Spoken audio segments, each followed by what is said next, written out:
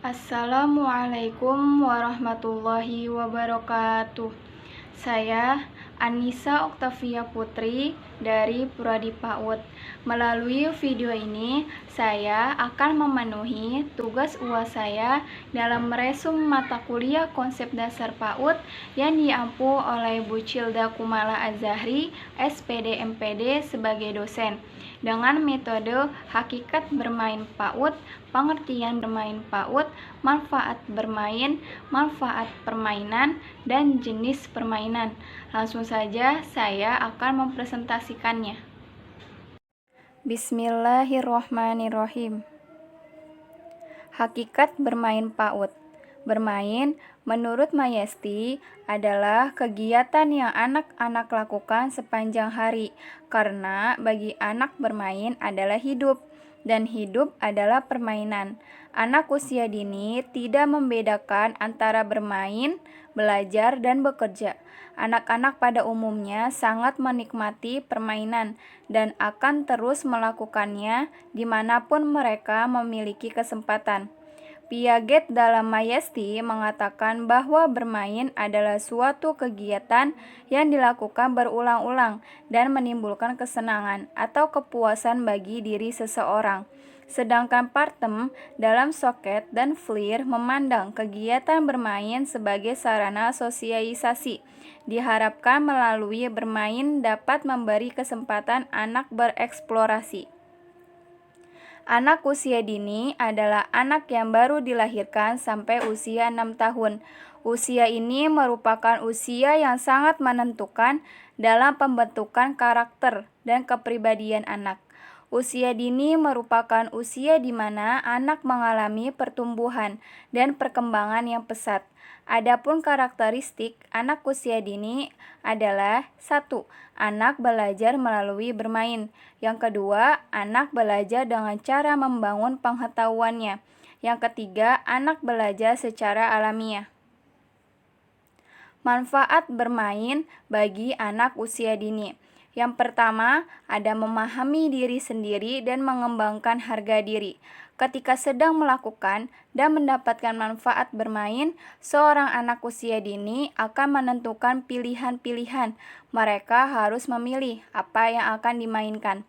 Yang kedua, menemukan apa yang dapat mereka lakukan dan mengembangkan kepercayaan diri. Permainan mendorong berkembangnya keterampilan fisik, sosial, dan intelektual. Misalnya, perkembangan keterampilan sosial dapat terlihat dari cara seseorang anak usia dini mendekati dan bersama dengan orang lain, berkompromi, serta bernegosiasi. Yang ketiga, melatih mental anak usia dini. Ketika melakukan manfaat bermain, seorang anak usia dini berimajinasi dan mengeluarkan ide-ide yang tersimpan di dalam dirinya. Yang keempat, meningkatkan daya kreativitas dan membebaskan anak usia dini dari stres.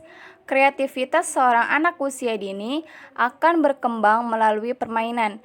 Ide-ide yang orisinal akan keluar dari pikiran mereka, walaupun kadang terasa abstrak untuk orang tua. Yang kelima, mengembangkan pola sosialisasi dan emosi anak usia dini. Dalam permainan kelompok, seorang anak usia dini belajar tentang sosialisasi. Seorang anak usia dini mempelajari nilai keberhasilan pribadi ketika berhasil memasuki suatu kelompok. Yang keenam, melatih motorik dan mengasah daya analisis anak usia dini. Melalui permainan, seorang anak usia dini dapat belajar banyak hal, di antaranya melatih kemampuan menyeimbangkan antara motorik halus dan motorik kasar. Hal ini sangat mempengaruhi perkembangan psikologisnya.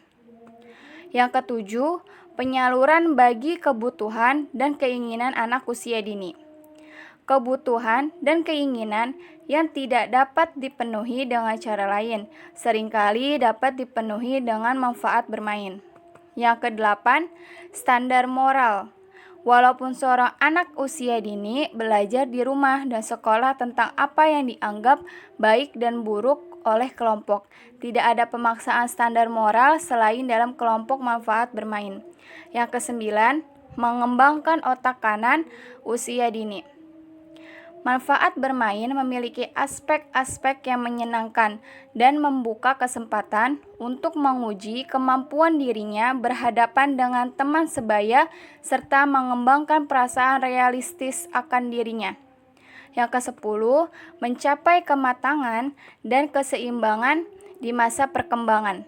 Bermain bagi anak usia dini dapat menyeimbangkan motorik kasar, seperti berlari, melompat, atau duduk, serta motorik halus, seperti menulis, menyusun gambar atau balok, menggunting, dan lain sebagainya. Yang ke-11, belajar memberi dan menerima.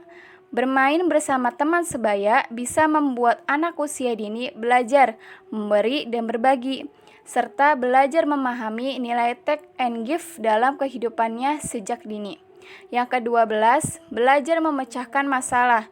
Ragam permainan dapat mengasah kemampuan bersosialisasi, kemampuan bernegosiasi, serta memupuk kepercayaan diri anak usia dini untuk diakui di lingkungan sosialnya.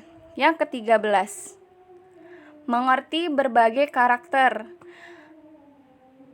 Bermain dapat menjadi sarana anak usia dini untuk belajar menempatkan dirinya sebagai makhluk sosial. Manfaat permainan PAUD. Yang pertama, ada pengenalan diri sendiri melalui permainan yang kreatif, memungkinkan perkembangan konsep diri. Yang kedua, ada pengenalan perasaan termasuk perkembangan emosi. Karena melalui bermain, anak dapat belajar menerima, berekspresi, dan mengatasi masalah dengan cara yang positif. Yang ketiga, pengenalan tentang orang lain. Ini termasuk dalam pengembangan sosial. Karena dengan bermain memberikan jalan bagi perkembangan sosial anak ketika berbagi dengan anak lain. Yang keempat, pengenalan berbagai gerak pengenalan bertujuan untuk membantu memaksimalkan perkembangan fisik. Bermain ini dapat memacu perkembangan perseptual motorik pada beberapa area, yaitu koordinasi mata tangan atau mata kaki. Yang kelima, mengembangkan komunikasi dapat dilakukan dengan membantu anak dalam meningkatkan kemampuan berbahasanya. Melalui komunikasi inilah anak dapat memperluas kosakata dan mengembangkan daya penerimaan serta pengekspresian kemampuan berbahasa melalui interaksi dengan anak-anak lain dan orang dewasa pada situasi bermain spontan. 10. Permainan anak yang mendidik menyenangkan bagi PAUD dan TK. Yang pertama ada susun balok. Permainan susun balok bisa membantu melatih kemampuan motorik dan cara berpikir anak. Yang kedua ada mewarnai. Mewarnai bisa menjadi permainan yang menyenangkan. Yang ketiga ada permainan tepuk. Permainan anak yang mendidik selanjutnya adalah tepuk tangan. Tepuk tangan ini merupakan jenis permainan yang sangat mudah untuk dilakukan. Yang keempat, memasangkan benda. Permainan memasangkan benda ini menjadi salah satu yang bisa mengasah kemampuan berpikir anak. Yang kelima, lempar tangkap. Ajak anak bermain lempar tangkap karena permainan ini sangat baik untuk melatih kemampuan motorik anak. Yang keenam, menyusun puzzle.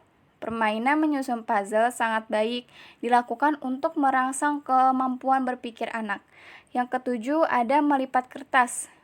Lakukan permainan melipat kertas untuk melatih kemampuan motorik dan kreativitas si kecil atau anak usia dini. Yang kedelapan, ada menyusun bongkar pasang. Mainan bongkar pasang ini merupakan jenis mainan yang bisa membantu melatih kecerdasan anak. Yang kesembilan, menyanyi bersambung. Lakukan permainan menyanyi bersambung secara berkelompok.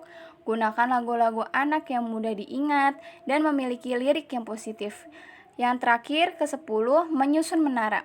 Permainan menyusun menara akan menjadi seru untuk dilakukan bersama anak PAUD dan TK.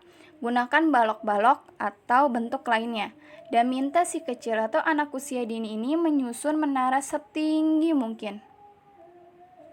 Kesimpulannya, hasil penelitian Piaget menunjukkan bahwa cara anak berpikir dan mempelajari dunia di sekitar mereka ternyata begitu unik. Cara anak mempelajari, mengingat, mendengar, dan mengamati dunia di sekitar mereka tidaklah pasif, melainkan secara alamiah.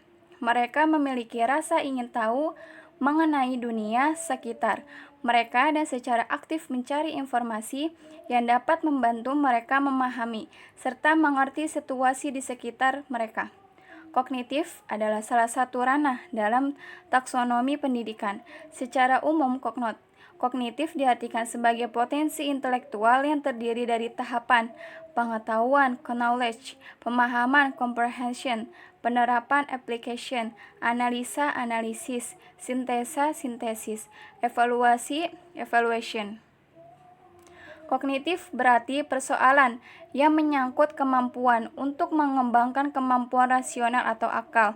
Teori kognitif lebih menekankan bagaimana proses atau upaya untuk mengoptimalkan kemampuan aspek rasional yang dimiliki oleh orang lain.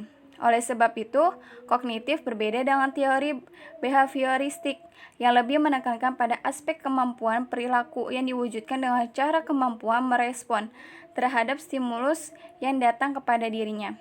Bahasa adalah bentuk komunikasi baik lisan, tertulis, atau tanda yang didasarkan pada sistem simbol.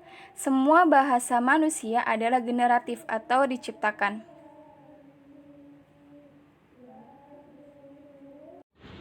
Itu saja yang bisa saya presentasikan, kurang lebihnya mohon maaf.